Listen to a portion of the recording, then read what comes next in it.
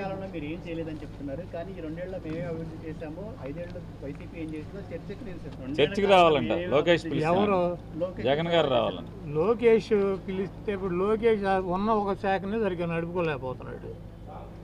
దాని మీద చర్చ పెట్టుకోమనండి. జగన్మోహన్ రెడ్డి గారు చర్చకి రావాలంటే ఎవరు రావాలి? చంద్రబాబు రావాలి. ఈయన ఎవరు? ఇప్పుడు ఎన్టీ రామారావు పుట్టినరోజు వాళ్ళ మహానాడు జరుపుతున్నారు.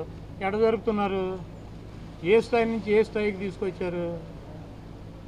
కాబట్టి ఇవన్నీ చంద్రబాబు నాయుడు ఇంకా 3 సంవత్సరాలు ఇద్దరికి వంగి నమస్కారాలు పెడతాం, జగన్మోహన్ రెడ్డి గారిని తిడతాం. ఇదే కార్యక్రమంతో సూపర్ సినిమా కంప్లీట్ చేస్తాడు.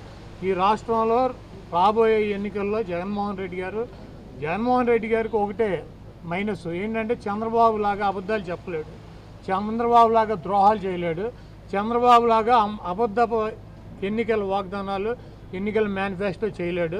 అవసరానికి ఎవడోడు కాళ్ళలో గడ్డలో పట్టుకుని వంగి నమస్కారాలు పెట్టుకోలేడు.